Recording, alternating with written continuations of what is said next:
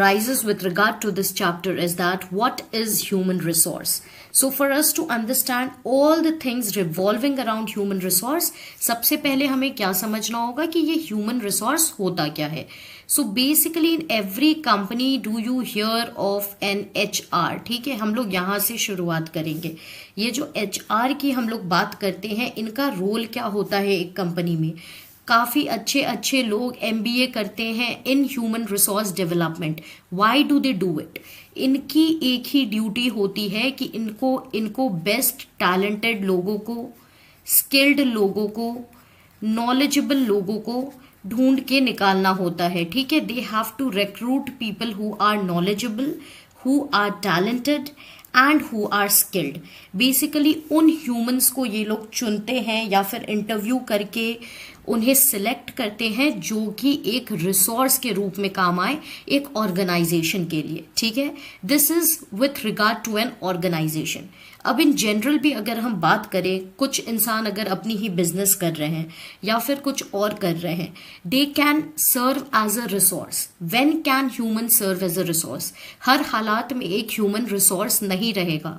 You and me will not be resources until we are able to do something that is employable या फिर we are able to make a living out of ourselves. ठीक है, इसके लिए skill की बहुत ज़रूरी होती है, टैलेंट की बहुत ज़रूरी होती है, नॉलेज की बहुत ज़रूरी होती है. And that is why we always focus कि आप पढ़ाई अच्छे से करो so that you can become something great tomorrow. या फिर आप किसी और चीज़ में एक्सेल कर रहे हो तो do that properly. Why has coding been introduced? क्योंकि that is something that will enable us to be resources for tomorrow. कल की जनरेशन जैसे आज काम कर रही है वैसे नहीं करेंगी. बहुत सारी चीजें ऑटोमेटेड हो जाएंगी. Right, automated means everything will become machine based. So in that case humans have to upgrade themselves. They have to know the skills that will be required in the future. So that is why coding has become a necessity. यहीं से हम लोग समझ सकते हैं कि human and resource, what does it mean? It means that लोग एक नेशन के सबसे बड़े रिसोर्स होते हैं, लेकिन उनको कैसे यूटिलाइज करना है, that becomes very important. And हम अपने आप को कैसे रिसोर्सफुल बनाएंगे, that also becomes very important. आज के डेट में आप ये भी देखोगे कि बहुत लोग अनएम्प्लॉयड हैं. Why are they employed? कुछ तो रीजन इसलिए है कि जॉब अपॉर्चुनिटीज नहीं है, बट कुछ रीजंस इसलिए भी हैं कि वो लोग स्किलफुल नहीं है, उनके पास नॉलेज नहीं है, टैलेंट नहीं है, या फिर वो पुअर है. So there are various categories that we can define when we talk about that. That is why the essence of this chapter is to focus on humans and their abilities. Did you understand the point? ये chapter will focus upon people like you and me, and हम लोग क्या कर सकते हैं एक resource बनने के लिए. और जब हम ह्यूमंस की बात करेंगे तो डेफिनेटली ह्यूमन के इन एंड अराउंड जो भी कंसेप्ट रिवॉल्व करते हैं, we will be looking at that. Okay, so it is people with their demands and abilities that turn them into resources. इसीलिए human resource is the ultimate resource. आपको याद होगा जब हमने रिसोर्स चैप्टर किया था तब मैंने आपको बताया था कि नेचुरल रिसोर्सेज को यूज करने के लिए भी ह्यूमंस की जरूरत होती है. It is humans that convert natural resources into human made resources. ठीक है, जैसे कि लैपटॉप्स हुए, कार्स हुए, ट्रांसपोर्टेशन हुई. Doing any this kind of stuffs requires the ability of humans. That is why सबसे बड़ी रिसोर्स क्या है, सबसे ज्यादा अहम रिसोर्स है human resource. If there is no good human resource, the other resources will also not be able to put to use. जैसे कि हमने in the case of Africa देखा था. Do you guys remember or not remember? Africa के contrast में हमने Switzerland देखा था. What did I tell you about both these countries? I had told you कि स्विट्जरलैंड में कोई रिसोर्सेज नहीं है, फिर भी वो एक बहुत रिच कंट्री है. ठीक है, क्योंकि यहाँ पे ह्यूमन रिसोर्सेज अच्छे हैं. Africa on the contrast has lot of natural resources, बहुत सारी डायमंड माइंस है और भी कई सारे रिसोर्सेज है, लेकिन यहाँ की पॉपुलेशन पुअर है. ठीक है, अनएजुकेटेड है, दैट इज इलिटरेट, इस वजह से ये लोग अपने नेचुरल रिसोर्सेज को एक्सप्लॉइट नहीं कर पाए हैं. So that is the essence of having a good human resource और having your human serving as resources. ठीक है, क्लियर. अब हम लोग आगे क्या बात करेंगे. देखिए, ह्यूमंस को रिसोर्स बनने के लिए किन चीज़ों की रिक्वायरमेंट होती है, आप कैसे एक अच्छे रिसोर्स बन सकते हो. तो जैसे कि आप ये डायग्राम में देख सकते हो, a good teacher will explain good students, they will learn and they will be prepared for the future, right. So education is a must. It is with good education that you will be able to prepare for the future. अगर हम लोग इसको current affair से relate करें तो national education policy जो आई है, अभी हाल ही में आई है 2020 में, बहुत सारे रिविजन्स किए गए हैं, राइट. बहुत सारी लैंग्वेज लिंग्विस्टिक बेसिस की भी चेंजेस की गई है, मदर टंग की इंट्रोडक्शन हुई है, फॉरेन लैंग्वेज की इंट्रोडक्शन हुई है. Coding has been said to be something that will be required for the present generation. तो इस वजह से एजुकेशन एक बहुत ही इम्पॉर्टेंट फैक्टर होती है. अगर इलिटरेट रहेगी कोई भी पॉपुलेशन आपकी, या फिर कोई भी पीपल और person will be illiterate, they will not be able to serve as resources. Okay, health is very important. मान लो आप एजुकेटेड हो, बट अगर आपकी हेल्थ सपोर्ट नहीं है, if your health is not, if you are not a healthy person, you will not be able to utilise that education. तो यहाँ पे आप देख सकते हो कि good health and wellbeing will lead to a happy heart as well. Okay, motivated रहना बहुत ज़रूरी है. कई बार ऐसा होता है, हम जागते हैं, आज मन करता है कि नहीं पढ़ेंगे यार, कुछ मन नहीं कर रहा. कई बार हम जागते हैं, we feel that we will not teach. Okay, some other people will wake up demotivated towards something, but that will only put you behind. Okay, if you start making that an activity, तो आप धीरे धीरे बहुत बहुत पीछे हटते जाओगे. You will not be able to perform well, your output will not be good. Okay, so that is why for us to become resources, हमें हमेशा motivated रहना चाहिए. एक बहुत ही famous saying है, a pen, a teacher, okay, can change the world. So who said this? Do you know of the person who said this? So the lady is Malala Yousafzai. Okay, Malala Yousafzai. You can find out about her if you don't know. She's a lady from Pakistan. She stood up for the education of human beings and especially girls. Okay, she has also won a lot of prize and अब तो ये बहुत ही internationally acclaimed है. तो motivated रहना बहुत ज़रूरी है. उसके अलावा we must have all the good facilities. अगर हमारे पास अच्छा इंफ्रास्ट्रक्चर नहीं रहेगा, अगर हमारे पास अच्छी कंपनीज नहीं रहेंगी, अच्छी फैसिलिटीज़ नहीं रहेंगी, तो हमारे लोग स्वस्थ नहीं रहेंगे, हमारे लोग स्किलफुल नहीं रहेंगे, and then they will not be able to serve as resources of tomorrow. So these are some of the requirements for human beings to serve as resources. I hope this is absolutely clear. So now do you know, basically this tells you, this is a fact that tells you कि human resources कितने important है एक देश के लिए.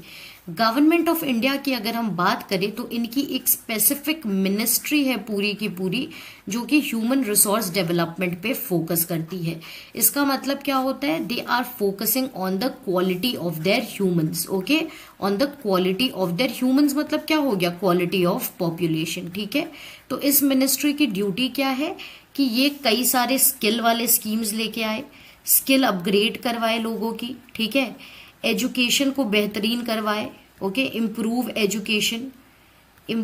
Education. So in this way it tries to bring about certain things that will develop the human resource of a country. ये कब create हुई थी, ये 1985 में क्रिएट हुई थी. इनका एम क्या है, पीपल के स्किल्स को इम्प्रूव करना. Very very important. Why does it aim at this, because अगर आपके स्किल्स इम्प्रूव नहीं रहेंगे तो आप डेफिनेटली एक रिसोर्स की तरह काम नहीं आ पाओगे. Okay, and given the competition in today's world, it is very necessary that we keep upgrading our skills, क्योंकि कई सारे डेवलप्ड नेशंस में there are tremendously skilful people. Okay, so because of this it is very important कि हम भी अपने आप को अपग्रेड करें, अपनी स्किल्स को अपग्रेड करें, ताकि we are also employable, we can also become entrepreneurs, ठीक है। और इसी चीज़ से हम ये चीज़ की अनुमान लगा सकते हैं कि पीपल कितने इंपॉर्टेंट होते हैं एक देश के लिए, कि बिल्कुल एक मिनिस्ट्री उनके लिए डिवोटेड है। Okay, who is the current human resource development minister for India? So it is mister Ramesh Pokhriyal, it is mister Ramesh Pokhriyal. Okay, he is the current HRD minister, he is the chief. Okay, Ramesh Pokhriyal is the correct answer for this. Schemes for development of humans. अब ऐसे कौन से schemes आई हैं government के द्वारा जो कि इंसानों के स्किल्स को डेवलप करने में लगी हैं? Okay, to develop the kind of abilities that we have. So one of the most important schemes that we can talk about is Pradhan Mantri Kaushal विकास योजना।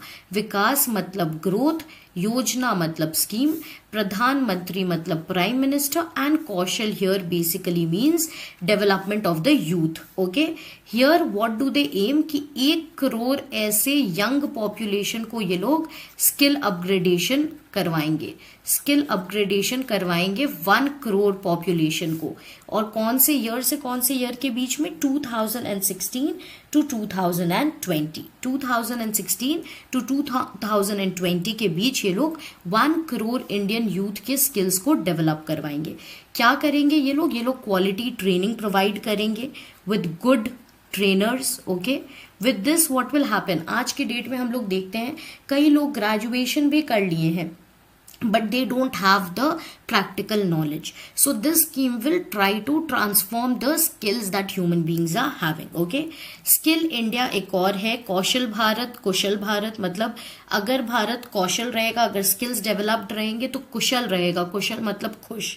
Okay, then there is PMKVY. Okay, and there is a National Skill Development Corporation that has been set up. ये एक company की तरह काम करती है और ये इंडियंस को स्किल डेवलप करवाने में फोकस करती है। So it is your skills that can make you climb the ladder, नहीं तो आप हमेशा नीचे रह जाओगे। So it is very important to keep improving our skills just as time demands. Okay, now this is about one scheme. I want to ask you whether you can name more such schemes of the government of India. कुछ भी scheme की आपको जानकारी है जो कि skills को develop करने की बात करती हो? So there are various such schemes. One is Dhruv. Okay, I will tell you a few, the rest you will find out. So what is Dhruv? This is Pradhanmantri innovative मतलब नई सोच, right? Innovative learning programme.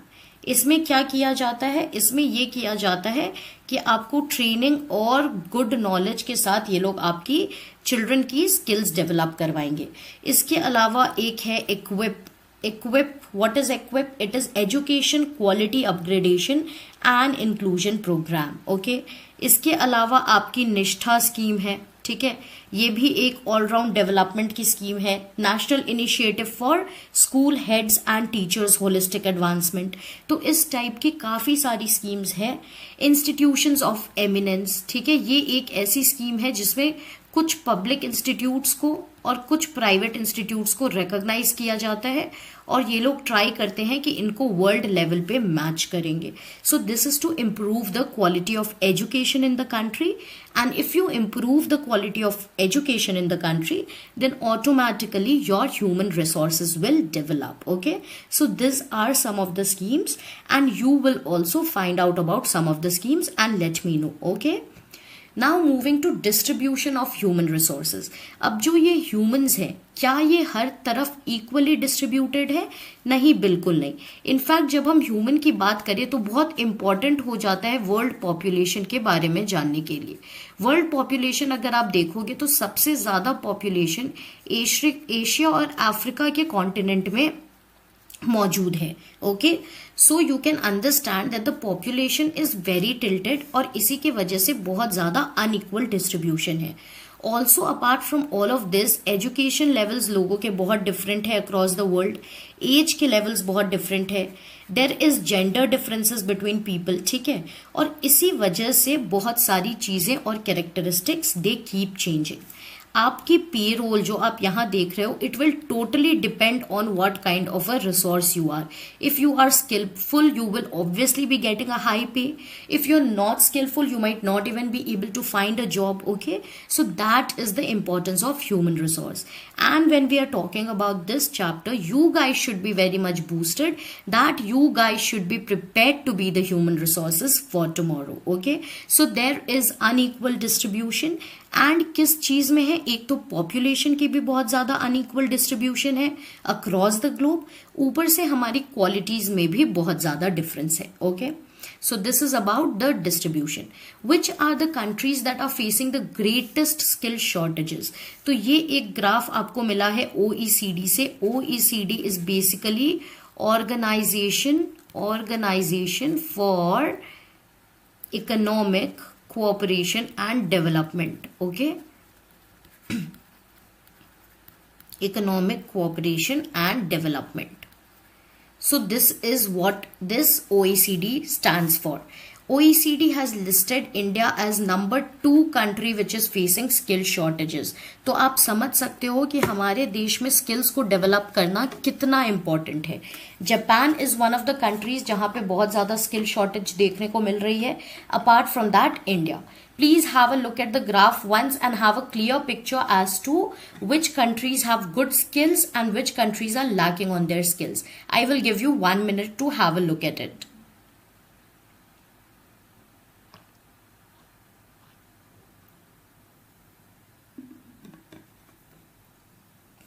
So have you seen Japan, India facing one of the most skill shortages? उसके अलावा कौन सी देश है, तो उसके नीचे you can see the countries that are performing good. United Kingdom, Spain, इनकी स्किल्ड पॉपुलेशन है. ठीक है, इनके लोग काफी स्किलफुल है. Now moving forward, distribution of population. तो जब मैंने बोला कि अनइक्वली डिस्ट्रीब्यूटेड है, तो कम पॉपुलेशन आपको कहाँ देखने को मिल रही है और ज्यादा पॉपुलेशन आपको कहाँ देखने को मिल रही है. देखिए, एशिया आपका one of the most, in fact the most populous continent you could say. okay, so south and south east Asia में बहुत ज्यादा पॉपुलेशन है. इसके अलावा अफ्रीका में भी बहुत ज्यादा पॉपुलेशन है. पॉपुलेशन मतलब लोग जो रह रहे हैं. Europe also has a very dense population. North America has a very dense population. तो ये कौन से रीजन्स होते हैं? लो लाइंग एरियाज. जब हमने पढ़ा था एग्रीकल्चर, तो हमने देखा था कि लो लाइंग एरियाज में agriculture is a good activity.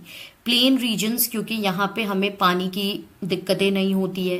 Valleys, यहाँ पे भी सेटलमेंट्स ईजी होते हैं, तो यहाँ पे लोग ज्यादा देखने को मिलते हैं. कम लोग आपको कहाँ देखने को मिलेंगे? जहां पे एक्सट्रीम क्लाइमेटिक कंडीशंस हो. ओके, सच एज अंटार्कटिका, जहां पे all over the year you will find only snow. Chilled winters, Greenland. Okay, यहाँ पे आपको लोग कम देखने को मिलेंगे क्योंकि ह्यूमन लाइफ यहाँ पे बहुत डिफिकल्ट होती है. तो कौन से एरियाज आ जाते हैं इसमें? Areas of high latitude, desert like regions, water नहीं रहता. हाई माउंटेन्स, यहाँ पे बहुत cold. Okay, equatorial forest, again very cold. Polar regions हो गए आपके. तो यहाँ पे आपको बहुत कम पॉपुलेशन या जनसंख्या देखने को मिलेंगी.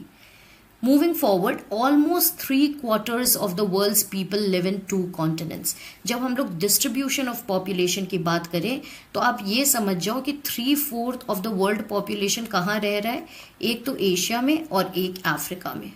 तो आप देख लो कितना अनइवन डिस्ट्रीब्यूशन है. इसको इवन कहेंगे या अनइवन कहेंगे? अनइवन कहेंगे, क्योंकि बहुत ज्यादा पॉपुलेशन बस 2 जगह में है एंड बाकी जगह you have very less population. So 60% of the world's people they stay in only 10 countries. And दुनिया में कितनी कंट्रीज है? You can just have an idea. Of every 100 people in the world, how many live in Asia? देखिए, जो ये yellow heads आपको दिख रहे हैं, ये एशिया में रहते हैं. ये कुछ ही लोग आपके यूरोप में रहते हैं, इतने जो आप देख पा रहे हो. ठीक है, अफ्रीका में भी आप देख लो कितने ज्यादा लोग हैं. सेंट्रल एंड साउथ अमेरिका में you just have this many. Northern America में दिस मेनी. ओके, एंड यहाँ पे which is Australia, New Zealand, Pacific island, you just have 1%. And this is about the comparison when we talk about 100 people. When you take about the entire population, so you can imagine. Okay, so Asia is also where India is located, and that is why you can understand why we are the second most populous country in the world. More people live north of the equator than south of the equator. Why? अब मैंने तो बहुत सारी चीजें बोल दी। अब एक question है कि सबसे ज्यादा लोग नॉर्थ में रहते हैं इक्वेटर के, इक्वेटर जो बीच वाली लाइन होती है, then south of the equator. ऐसा क्यों है? Can you think of some reasons? Based on whatever I have told you, you should be able to identify at least some reasons. क्यों रहते हैं नॉर्थ ऑफ द इक्वेटर? देखिए, first of all तो अगर आप समझोगे तो ज्योग्राफिकल फैक्टर्स आ जाते हैं, ठीक है। नॉर्थ ऑफ द इक्वेटर क्या है? ज्यादा land is available, more land, okay. So obviously more land रहेगी तो मोर पॉपुलेशन हो जाएगी, तो ये तो एक रीजन हो गई। इसके अलावा क्या होता है? क्लाइमेटिक फैक्टर्स यहाँ पे बहुत ज्यादा सूटेबल है, ठीक है। Climate is suitable in the north. Water facilities are better, water facilities are better, okay. Apart from all of this क्या हो सकता है? क्लाइमेट मैंने आपको बता दिया, ठीक है। 68% ऑफ द पॉपुलेशन अगर ये सारे फैक्टर्स नहीं भी होते तो भी नॉर्थ में रहते, क्योंकि नॉर्थ में लैंड ऑटोमेटिकली ज्यादा है। Even if you don't take into consideration anything else, तो 68% जो वर्ल्ड की लैंड है that is located in the northern hemisphere. इसी वजह से लोग ज्यादातर नॉर्दर्न हेमिस्फेयर में रहते हैं, ठीक है। सो टेम्परेचर हो गया, फर्टाइल लैंड हो गया, आपका वाटर हो गया, रेनफॉल की डिस्ट्रीब्यूशन हो गई, ये सारी चीजें नॉर्थ ऑफ द इक्वेटर में ज्यादा सूटेबल है, इसीलिए ज्यादा लोग नॉर्थ में रहते हैं rather than living in the south. Now what do you mean by density of population? Population तो हमें समझ आ गया, number of people living in a given territory, B it a country या स्टेट। तो आप जिस चीज को डिफाइन कर रहे हो उस जगह की पॉपुलेशन को आप देख लोगे। अब डेंसिटी ऑफ पॉपुलेशन क्या हो गया? हर स्क्वायर मीटर में कितने लोग रह रहे हैं, that is the density of population. अगर कम लोग रहेंगे तो वो कम कंजेस्टेड रहेगा, अगर ज्यादा लोग रहेंगे तो हम क्या कहेंगे? बहुत ही कंजेस्टेड है। That means the density of population is very high. So unit area में of the earth surface is defined as density of population. कितने लोग एक यूनिट एरिया में रह रहे हैं उसको डेंसिटी ऑफ पॉपुलेशन कहते हैं। इसको पर स्क्वायर मीटर में हमेशा एक्सप्रेस किया जाता है। सो you can understand Asia and Africa they have the highest density of population. Average density क्या है वर्ल्ड में? 51 पर्सन्स रहते हैं हर स्क्वायर किलोमीटर में। Every square kilometre will have 51 people, that is the average density of the world, okay. But south central Asia में ये number कई ज्यादा है, it has the highest density of population. उसके बाद आपका ईस्ट एशिया आता है, then followed by south east Asia. So you can have a look at this, that देखिए कितनी ज्यादा डिफिकल्टीज आई है। ग्लेशियर्स मेल्ट होने लग गए हैं क्योंकि पॉपुलेशन ने बहुत सारी चीजों को चेंज कर दिया है, क्लाइमेट चेंज होने लगा है अब, right. So that has also led to melting of glaciers. You can see the houses that are being built, they are built so closely. So this is all because most of the people are living in very small amount of space. What are the factors that affect the distribution of population? किन factors पे depend करता है आपकी जनसंख्या किस तरीके से distribute होगी? तो आप इनको कुछ headings में divide कर सकते हो। एक हो गया आपके geographical reasons, एक हो जाएंगे आपके social regions, एक हो जाएगा आपका कल्चरल रीजंस, और एक हो जाएगा आपका इकोनॉमिक रीजंस। इन सारे रीजंस के वजह से कुछ जगह में ज्यादा पॉपुलेशन होगी और कुछ जगह में कम पॉपुलेशन होगी। So what are the factors? This are the 4 main headings. अब इनके अंदर क्या क्या आते हैं चलिए देखते हैं। Geographical features में you have topography. What is topography? So basically topography is the land area of a given space. वहां का लैंड किस टाइप का है। अब जैसे बहुत ज्यादा रग्ड लैंड होगी, ठीक है, रफ लैंड होगी, तो यहाँ पे क्या होगा? यहाँ पे कम पॉपुलेशन होगी। बट अगर प्लेन एरियाज होंगे, गंगा डेल्टा होगा, ठीक है, तो यहाँ पे क्या होगा? यहाँ की टोपोग्राफी अच्छी है तो यहाँ पे ज्यादा लोग रहेंगे। सो माउंटेन्स में कम लोग रहेंगे, प्लेट्यू में ज्यादा लोग रहेंगे। This areas are suitable for farming. People will prefer to live on plains obviously, and then followed by plateau, then followed by mountains. Because plains में क्या होता है? फार्मिंग एक्टिविटीज भी इजी होती है, मैन्युफैक्चरिंग भी इजी होती है, क्योंकि आपको लेवल लैंड मिलता है, ठीक है, एक ही तरीके का आपको लैंड मिलता है, ना कि बहुत ज्यादा hotchpotch. So that is why you will be able to carry out the economic activities very properly. अब इस माउंटेन के ऊपर अगर आपको जाकर के रहना हो तो imagine how difficult it is going to be for you. But if this is a low lying land and यहाँ पे सब कुछ अवेलेबल है, then definitely you will try to live here. So the topography affects the population distribution. ज्यादा distribution आपको plains में मिलेगी, ना कि माउंटेन्स में. इसका एग्जाम्पल क्या हो सकता है? So the Ganga plains are the most densely populated regions of the world. कहाँ पे आपको लेस पॉपुलेशन देखने को मिलेंगी? सो एंडेस कहाँ हो गया? Andes are a mountain chain in South America, ठीक है. तो साउथ अमेरिका की अगर आप मैप देखोगे तो आपको दिख जाएंगे एंडेस माउंटेन्स. आल्प्स कहाँ पे? Alps are a mountain chain in the Europe region. So ये सारे एरियाज और हिमालयाज जो कि आपको नेपाल, इंडिया यहाँ पे देखने को मिलते हैं, यहाँ पे आपको कम पॉपुलेशन देखने को मिलेगी क्योंकि ये बहुत ज़्यादा माउंटेन एरियाज हो गए और यहाँ पे सेटलमेंट कई ज़्यादा डिफिकल्ट हो जाती है. Coming to climate. अब क्लाइमेट किस तरह का आप प्रेफर करोगे? जहाँ पे थोड़ा सा मॉडरेट क्लाइमेट हो, ना ही बहुत गर्म ना ही बहुत cold, right. It should not be the Arctic region also and it should not be the Sahara desert also, है ना. It should be somewhere in between where you can adapt, where human beings can adapt. So we avoid extreme climates. जहाँ पे extreme climates होंगे वहां पे definitely population कम हो जाएगा. Example Sahara desert. It is the third largest desert in the world after Antarctica and Africa. एंड अगर आप हॉट डेजर्ट की बात करो तो ये लार्जेस्ट है, ठीक है. सहारा डेजर्ट कहाँ पे है? ये अफ्रीका में है.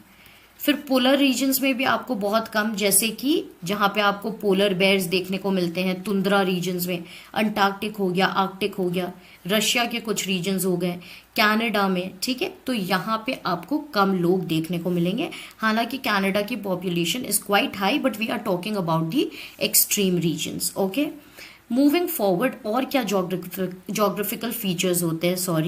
सो water is one more important thing. अगर वाटर नहीं रहेगा तो definitely life will not be able to be there. Human beings can't survive without water. Can human beings survive without water? Human beings cannot survive without water. Okay, so it is very necessary कि जहाँ पे पानी हो वहाँ पे ही लोग रहना पसंद करेंगे. When is the World Water Day? Remember this. ये एक फैक्ट आपके बुक में नहीं है, but you must know because water is the essential element of life. So 22nd March is World's Water Day. Okay. Please remember this and always conserve water, guys. You can have a look at this. By 2025, 2/3 of the world's population can face water stress. तो it is very necessary for us to save water.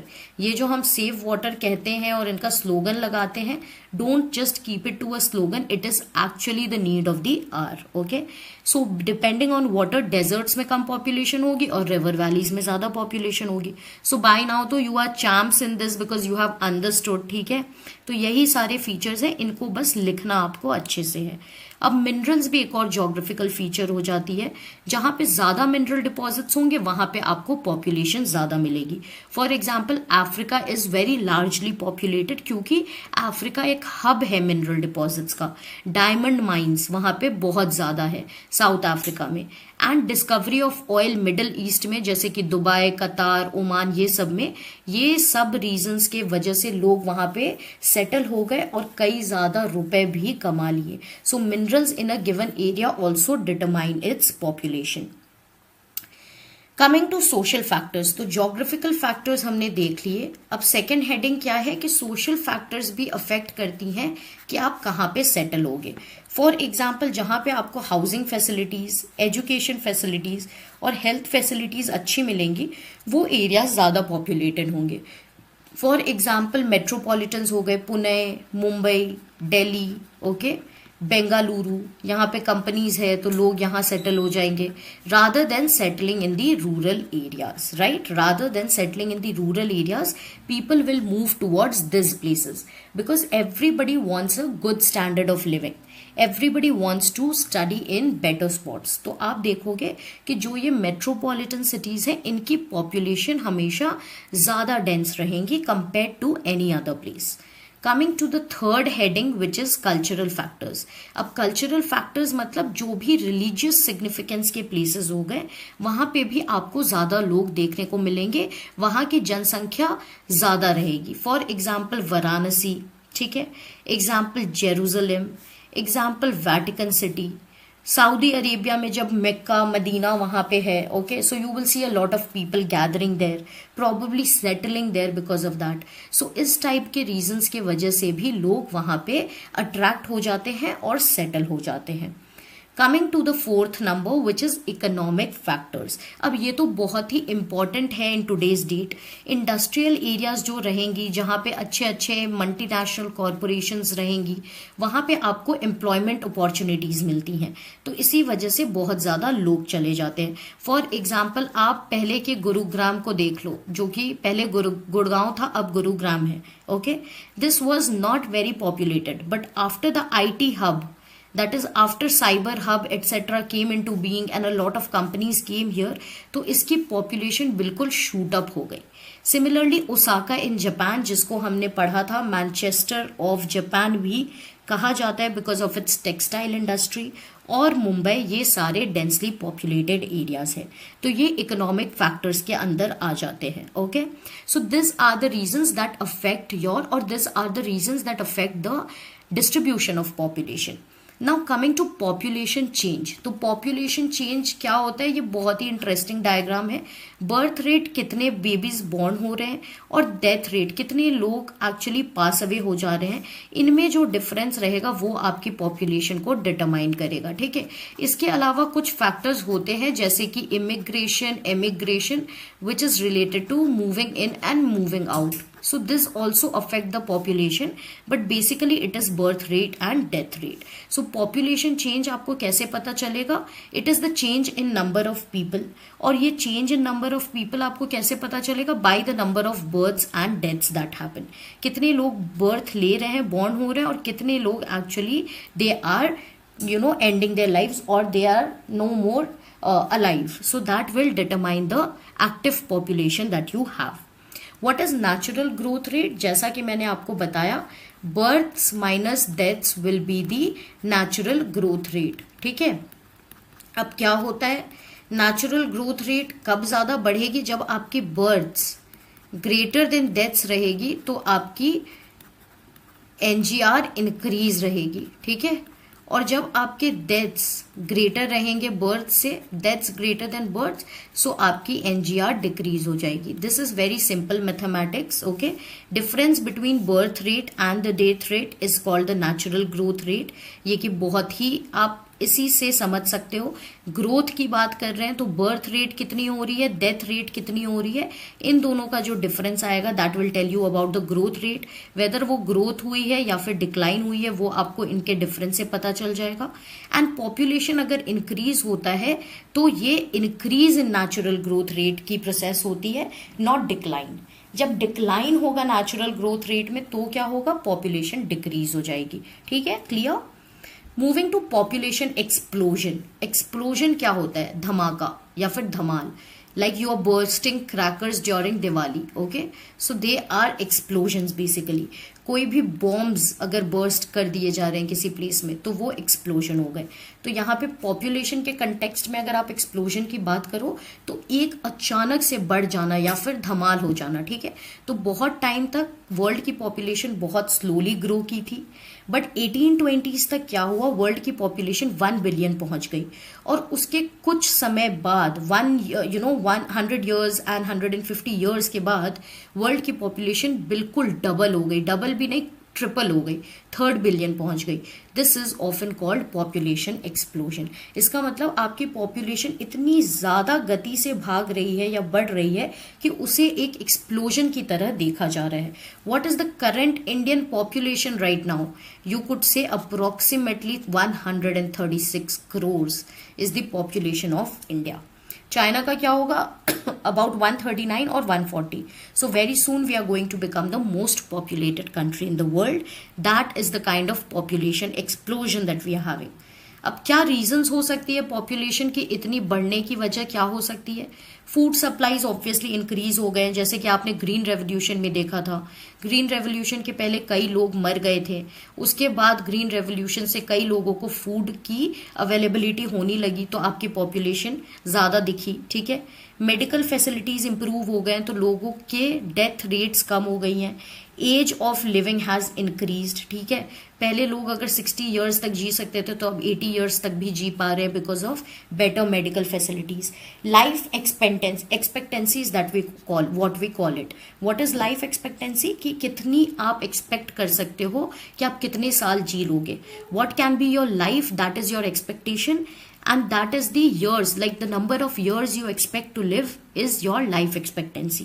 तो ये increase हो गई है, जो कि मैंने आपको 60 और 80 के एग्जाम्पल से बताया। कई ज़्यादा टेक्नोलॉजिकल एडवांसमेंट्स आ गए हैं। हेल्थ फैसिलिटीज़ ऑब्वियसली जो हमने लिखा कि बेटर मेडिकल फैसिलिटीज़, तो इन सारी रीजंस की वजह से पॉपुलेशन एक्सप्लोड हो गया है। Coming to important terminologies, when we talk about population, we definitely need to understand some of the important terminologies, which is the important terms. तो life expectancy क्या होती है याद नहीं करना है, ठीक है students. You have to just understand the word expectancy and life। मतलब आप किसी चीज को एक्सपेक्ट कर रहे हो, किस चीज को एक्सपेक्ट कर रहे हो? लाइफ को एक्सपेक्ट कर रहे हो, मतलब आप अनुमान लगा रहे हो कि मैं करीबन इतने साल जी जाऊंगा। So you can have a look at this picture that people of this age, you see wrinkled hands and wrinkled fingers, but yet they are surviving। So it is the number of years that an average person can expect to live। जब हम लोग एक country की life expectancy निकालते हैं तो हम लोग हर इंडिविजुअल को नहीं गिनते बल्कि हम लोग इनका एवरेज लेते हैं, ठीक है। तो एवरेज पॉपुलेशन आपकी कितने इयर्स जी सक रही है, that is the life expectancy. Birth rate किसे कहते हैं? कितने लाइव बर्थ्स हो रहे हैं per 1000 people, okay. This you need to remember, not 100 people per 1000 people. Number of deaths per 1000 people is the death rate. Migration क्या होती है कि कुछ लोग मूव इन कर रहे हैं या फिर कुछ लोग मूव आउट कर रहे हैं। So movement of people in and out of any given area is called migration. या तो वो स्टेट माइग्रेशन हो, स्टेट वाइज, या तो वो कंट्री माइग्रेशन हो, या तो वो कुछ भी किसी भी तरीके की माइग्रेशन हो। दैट कैन बी सिटी में आप माइग्रेट कर रहे हो तो it can be anything, okay, but it is the movement of people. या तो कुछ लोग अंदर आएंगे या तो कुछ लोग बाहर जाएंगे, and that will be known as migration. So is migration a factor for population change? Very very easy to understand। Obviously कुछ लोग कभी कभी एक कंट्री में, देश में आते हैं, कुछ लोग कभी कभी एक देश से निकल के दूसरे देश में जाते हैं। ये कई रीजंस के वजह से हो सकता है, एजुकेशन के वजह से हो सकता है, जॉब अपॉर्चुनिटीज की वजह से हो सकती है, ठीक है। आप देखोगे कि इंडिया के कई लोग अब यूएई में बेस्ड हैं क्योंकि Dubai and the other middle east countries they offer you good salaries. You will notice a good population of Indian citizens living in USA, they have got their citizenships। You will notice that Canada is mini India, okay।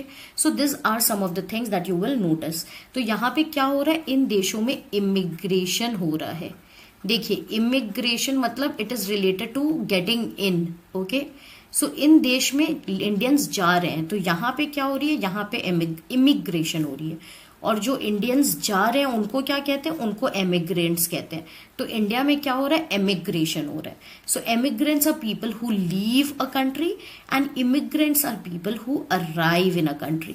तो जब आप arrive करोगे कहीं, for example कुछ लोग पाकिस्तान से अगर India में आके सेटल हो रहे हैं, just an example, they will be known as immigrants for India, क्योंकि ये इंडिया में इन हो रहे हैं। जैसे कि बांग्लादेशी इमिग्रेंट्स, जो हम रोहिंग्या इशू की बात करते हैं, तो बांग्लादेश से आप काफी लोग को देखोगे कि ये असम में सेटल्ड है, तो इनको इमिग्रेंट्स कहते हैं। और हमारे देश को क्या कहेंगे?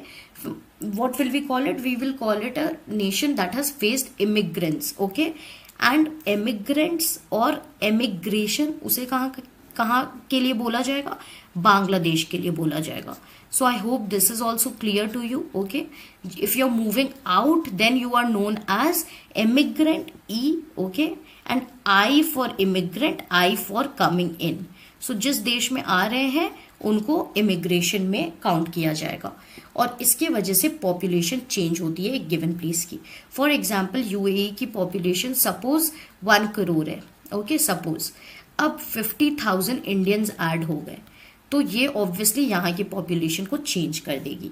अब सूडान एक प्लेस है जहाँ पे बहुत ज़्यादा हंगर है, बहुत ज़्यादा पुअर नेशन है, वॉर टॉर्न नेशन है, क्योंकि यहाँ पे बहुत वॉर्स हुए हैं, सिविल स्ट्राइव्स हुई हैं, तो यहाँ से कई लोग मूव आउट कर जाते हैं। जैसे कि बांग्लादेश से रोहिंग्याज मूव आउट कर गए थे, तो वहाँ की पॉपुलेशन क्या होगी, कम हो जाएगी। सो this is all about migration and it affects the population definitely. USA, Australia ऐसी कंट्रीज हैं जहाँ पे इमिग्रेंट्स गए हैं, मतलब इमिग्रेंट्स उनके यहाँ माइग्रेट हुए हैं, इसीलिए they have faced immigration.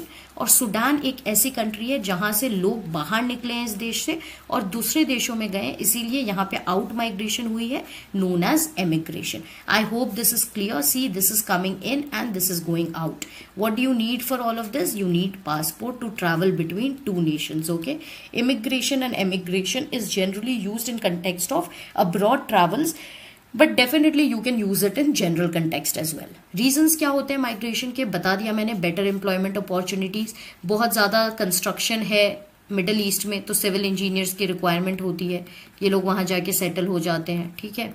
Apart from that better education facilities, बहुत लोग यूएसए, जर्मनी, ये सारे कंट्रीज़ में जाते हैं, यूरोप में जाते हैं, ठीक है, for better education. Better health के लिए लोग एक बार कभी कभी माइग्रेट कर जाते हैं। स्टैंडर्ड ऑफ लिविंग इम्प्रूव करनी होती है, सो दे गो। अब माइग्रेशन के रीजंस को आप दो तरीकों से डिवाइड कर सकते हो। एक होते हैं आपके पुल फैक्टर्स जो कि आपको पुल करते हैं किसी देश में, एक होते हैं आपके पुश फैक्टर्स जो कि आपको एक देश से पुश करते हैं। अब यूएई के कंटेक्स्ट में पुल फैक्टर क्या रहा, गुड सैलरी, है ना, सो मतलब गुड जॉब अपॉर्चुनिटीज। इंडिया के लिए वो पुश फैक्टर रहा, लेस जॉब्स। सो इस रीजन के लिए यहाँ की पॉपुलेशन पुश हो गई और यहाँ पे पुल हो गई। So this is basically what you mean by pull factors and push factors. Push factors, climatic disasters, कभी कहाँ पे बहुत ज्यादा फ्लड्स आ गए, अर्थक्वेक आ गया, पूरा का पूरा पॉपुलेशन वहां से हट करके दूसरी जगह चला गया, इसका मतलब पुश हो गया वहां से। ओके, वॉर हो गई कोई रीजन में, सीरिया में वॉर हो गई, सूडान का एग्जाम्पल मैंने आपको दिया, पॉपुलेशन पूरी की पूरी उठ के कहीं और चली गई, सो पुश फैक्टर। और पुल क्या होते हैं, कहीं पे बहुत ज़्यादा पीस है, कहीं पे बहुत ज़्यादा मनी या इकोनॉमिक अपॉर्चुनिटीज़ है, फूड अवेलेबिलिटी बेहतरीन है, सिटी की लाइफ के लिए क्योंकि यहाँ पे सब कुछ आपको उपलब्ध है, जॉब्स है, एजुकेशन है, तो ये आपको पुल कर लेते हैं अपनी तरफ, ओके, खींच लेते हैं अपनी तरफ। और पुश फैक्टर्स वो आपको भगा देते हैं किसी जगह से। So this affect your migration. जब भी माइग्रेशन पे अगर कोई क्वेश्चन आए and if you use it will actually add on to your marks. Patterns of population change. अब देखिए ये पॉपुलेशन जो चेंज हो रहा है ये हर तरफ सिमिलर पैटर्न में चेंज नहीं होता, कहीं पे आपको राइजिंग पॉपुलेशन देखने को मिलता है और कहीं पे आपको पॉपुलेशन कम होते हुए देखने को मिलेगा। So that you can have a look at this graph as well to realize how the population has changed for different continents. Coming to patterns of population change, Kenya जो कि अफ्रीकन नेशन है, यहाँ पे आपको high population growth देखने को मिली है, और कंट्रीज लाइक यूके, जापान, ये सब में आपको पॉपुलेशन ग्रोथ या तो स्लोइंग देखने को मिली है या तो बिल्कुल घट भी गई है, क्योंकि ये लोग डेवलप्ड नेशंस हैं, इनकी स्ट्रैटेजीज कुछ और तरीके से काम करती है। And Kenya etcetera are poor countries where the population is continuously increasing. So is a crowded country more economically developed? अगर मैं आपसे सवाल पूछूं कि जिस देश में ज्यादा लोग हैं तो क्या वो इकोनॉमिकली ज्यादा डेवलप्ड होगी? क्योंकि लोग तो डेफिनेटली उनके पास ज्यादा रहेंगे काम करने को, so will it be more developed? That is not the case, okay, it is not always the case. कभी कभी ऐसा हो सकता है डेफिनेटली कि आपके पास ज्यादा पॉपुलेशन है काम करने को, so you will be able to get the benefit of it, but sometimes it so happens कि वो पॉपुलेशन आपके अगेंस्ट भी जा सकती है। फॉर एग्जाम्पल इंडिया में इतनी पॉपुलेशन है, इनफैक्ट इंडिया की जो अभी स्ट्रक्चर ऑफ पॉपुलेशन है जो कि मैं आपको आगे बताऊंगी, वो मोर टुवर्ड्स एक्टिव ग्रुप्स है, मतलब जो लोग वर्किंग एज ग्रुप में हैं उनकी पॉपुलेशन ज़्यादा है, फिर भी बहुत सारे लोग अनएम्प्लॉयड हैं, right. So it is not necessary कि अगर कंट्री ज़्यादा क्राउडेड हो या ज़्यादा पॉपुलेटेड हो तो ये ज़्यादा इकोनॉमिकली डेवलप्ड होगी, ऐसा नहीं है।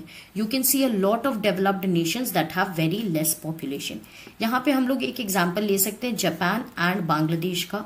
Basically both of them share the same level of population, but Japan definitely बहुत ज़्यादा डेवलप्ड है, while Bangladesh is a low developing nation, it is just developing. Okay, so it is not necessary कि आपकी directly proportionate relationship रहेगी between a place that has more people and if it is economically developed और not. Clear और not clear? Am I going too fast? These are basic things, so I'm trying to explain it to you early and then proceed. Japan versus Bangladesh is a very good example. I hope you have understood. Coming to another terminology which is population composition.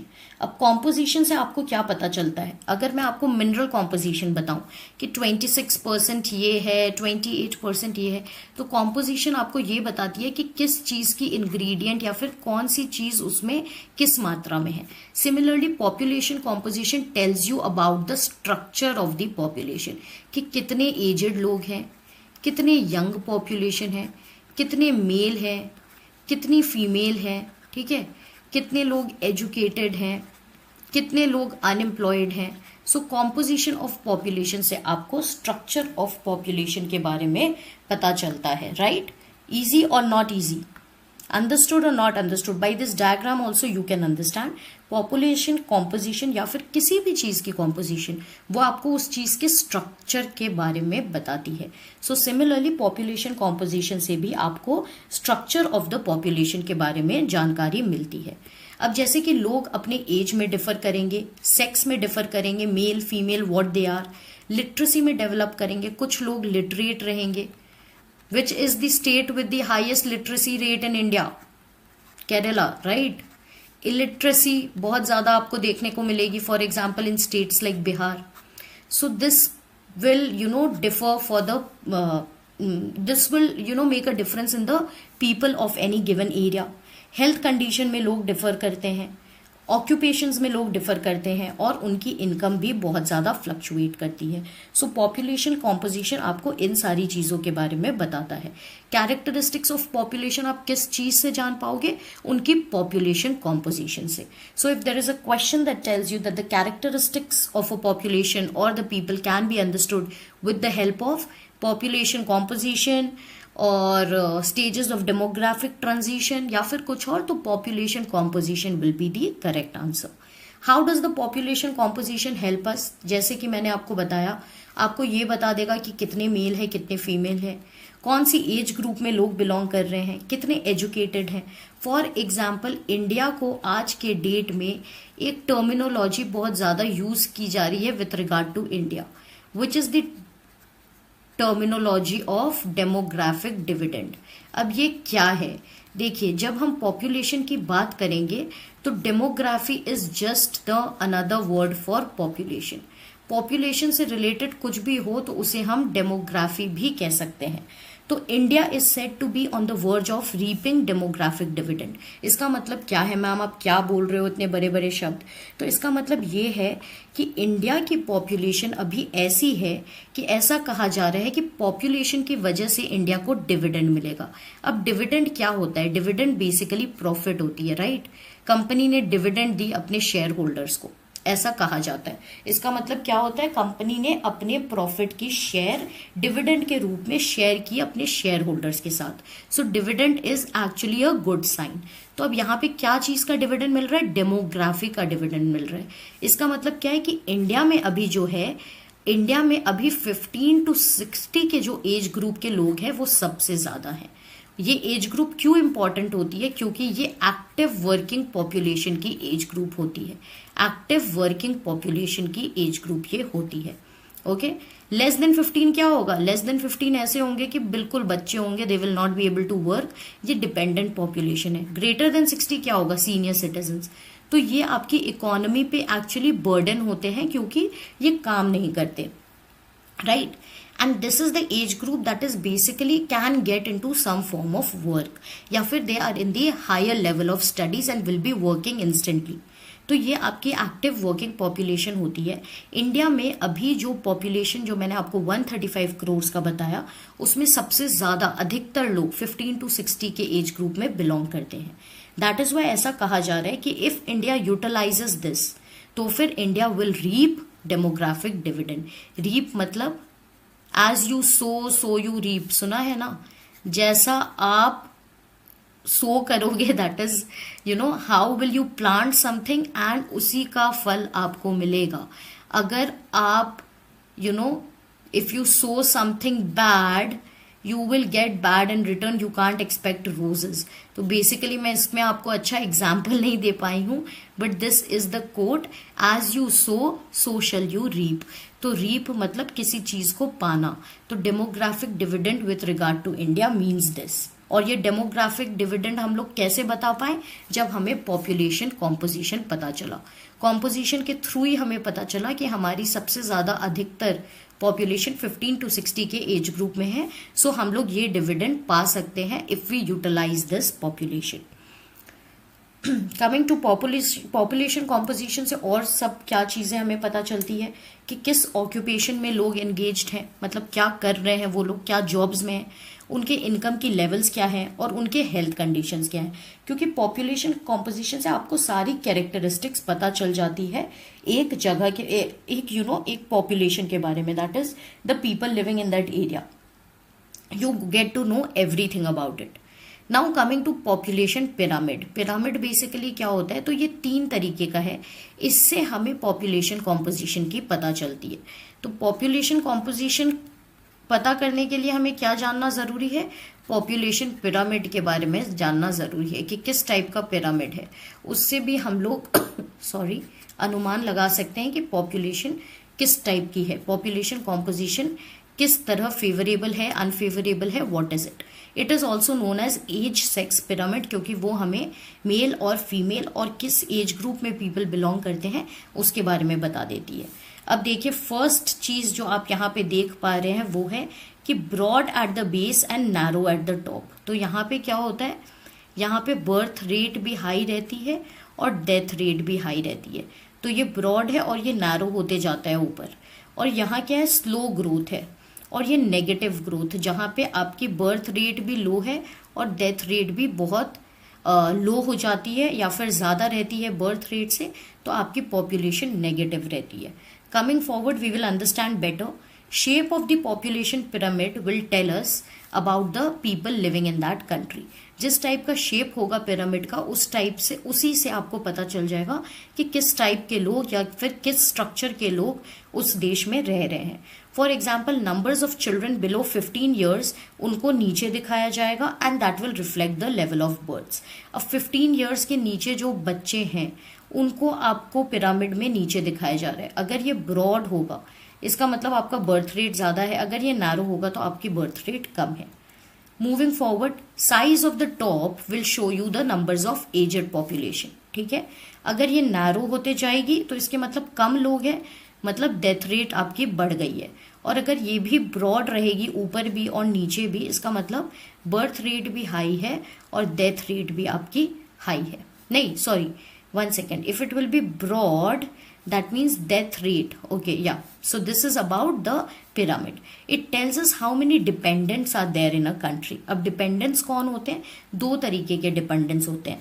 एक तो children जो कि below 15 years होते हैं, क्योंकि ये अपने parents पे डिपेंड करते हैं, और एक elderly होते हैं जो कि अपनी फैमिलीज पे डिपेंड करते हैं, क्योंकि ये ओल्ड एज में आ गए हैं और अब ये उतने हेल्दी नहीं रहते। और बिटवीन 15 to 65 क्या है, वर्किंग एज पॉपुलेशन है, और इंडिया में सबसे ज्यादा लोग अभी इस पॉपुलेशन के हैं, इसीलिए मैंने आपको वो डेमोग्राफिक डिविडेंड वाली चीज बताई। शेप्स ऑफ द पिरामिड, अब देखिए, broad at base, narrows at top. यहाँ पे ब्रॉड है और यहाँ पे नैरो हो गई। इसका मतलब क्या, इसका मतलब बर्थ रेट भी हाई है और डेथ रेट भी हाई है, क्योंकि लोग यहाँ पे कम हो गए, राइट। सो डेथ रेट भी हाई है, बर्थ रेट भी हाई है। यहाँ ब्रॉड है, यहाँ नैरो हो गई। नैरो का मतलब क्या, नैरो का मतलब कम पॉपुलेशन है। अगर एजेड लोगों की कम पॉपुलेशन क्यों है, क्योंकि डेथ रेट हाई है। sorry. So many children are born but large percentage of die. Basically ये पॉपुलेशन पिरामिड जो है इसको ना स्टेजेस ऑफ डेमोग्राफिक ट्रांजिशन भी कहा जाता है. क्या कहा जाता है? Stages of demographic transition. So ये जो पिरामिड आप देख रहे हो ये बेसिकली फर्स्ट स्टेज को बिलोंग करता है. ट्रांजिशन मतलब चेंज और डेमोग्राफिक मतलब पॉपुलेशन कैसे चेंज हो रहा है. तो ये बेसिकली डेवलप्ड और डेवलपिंग नेशंस में देखा जाता है कि बर्थ रेट भी आपका ज़्यादा है लेकिन आपके पास हेल्थ फैसिलिटीज़ उतनी अच्छी नहीं है तो डेथ रेट भी ज़्यादा है. इसके वजह से ये पॉपुलेशन कुछ इस तरीके का दिखता है. इसकी एग्जाम्पल टाइप है कीनिया, जहाँ पे बहुत लोग मर भी रहे हैं due to hunger, due to poor health facilities, due to poverty, and बहुत लोग पैदा भी हो रहे हैं. बर्थ रेट भी हाई है बट डेथ रेट भी हाई है, इसीलिए ये ऊपर जाते जाते नैरो हो जाती है. सो this is one type of the pyramid. Second type क्या है? ये इंडिया की टाइप है. यहाँ पे डेथ रेट्स भी बहुत ज़्यादा डिक्रीज कर रही है क्योंकि हम लोग डेवलप कर रहे हैं. This is a developing nation. Health facilities are becoming better. Birth rates are almost constant या फिर थोड़ा सा डिक्रीज हो रहा है बट आपकी डेथ रेट भी थोड़ी सी डिक्रीज होते जा रही है और इसीलिए ये आपको इस तरीके से देखने को मिलती है. सो आप इंडिया का यहाँ पे देख सकते हो कि ये ना कि बहुत ज़्यादा ब्रॉड है और ये भी बहुत ज़्यादा आपको टेपर करता हुआ नहीं नजर आएगा. So example of this type is India. यहाँ पे बहुत ज़्यादा वर्कफोर्स आपको देखने को मिलेगी. और दूसरी टाइप क्या है? जहाँ पे बर्थ रेट भी कम होते जा रहा है और डेथ रेट भी बहुत कम है. तो ये कौन से नेशंस का होता है एग्जाम्पल? ये डेवलप्ड नेशंस का, क्योंकि ना तो ये लोग ज़्यादा बर्थ्स गिव करते हैं और ना ही इनके कंट्रीज़ में जल्दी से डेथ्स देखने को मिलते हैं क्योंकि इनके पास बहुत एडवांस टेक्नोलॉजी रहती है. सो इनकी क्या हाई रहती है? What is high in this countries? In developed countries, life expectancy is very high. Life expectancy मतलब number of years people are living is very high. इसकी एक एग्जाम्पल जो narrow at the base वाली की example हो सकती है Japan, क्योंकि यहाँ पे बहुत कंट्रीज डेवलप्ड हैं. ये लोग के पास more than one child generally नहीं देखे जाते और डेथ रेट्स भी बहुत डिक्रीज रहते हैं. इसीलिए ओल्ड एज पॉपुलेशन भी ज़्यादा रहती है इनके पास. आप यहाँ देख सक रहे हो और यहाँ देख सक रहे हो. यहाँ पे थोड़ा सा नैरो है और यहाँ पे काफ़ी ब्रॉड है बिकॉज डेथ रेट्स यहाँ पे कम है. Okay, example of this type is Japan. So this are the various shapes of the pyramid. So all in all we have covered everything that is related to human resource. जो भी important चीज़ें हैं देख ली और population के in and around जो भी concepts revolve करते हैं वो भी देख लिए. If you have any queries please put it out in the comment section, वरना हम लोग जो MCQ लेसन करते हैं वहाँ पे तो डिस्कशन हो ही जाएगी. And how can finally we be a human resource? So by being skilled, अपने स्किल्स को इम्प्रूव करना है, अपनी स्पिरिट्स को स्ट्रॉन्ग रखनी है, डीमोटिवेटेड नहीं होना है because demotivated will not land us anywhere. अपने स्पिरिट्स को स्ट्रॉन्ग रखना है that we can do it, we will achieve it by being hopeful about the future and by having a positive outlook. तो positive outlook वाले लोग को क्या कहते हैं? Optimistic. So what should you students be? You must be optimistic. इसकी opposite क्या होती है? पेसिमिस्टिक. अगर आप नेगेटिव थॉट्स रखोगे, नेगेटिव सोचोगे तो आपको एक पेसिमिस्टिक पर्सन बोला जाएगा. नेगेटिव. ओके, एंड अगर आप पॉजिटिव, ओके, अगर आप पॉजिटिव थॉट्स रखोगे तो you will be said to be an optimistic person. तो what should all of us be? We must be optimistic people. Okay, this is how you can be a human resource. So are you ready to be a human resource? This is the final question. Are you ready to get employed with the best of companies or in fact ready to own companies and employ a lot of people?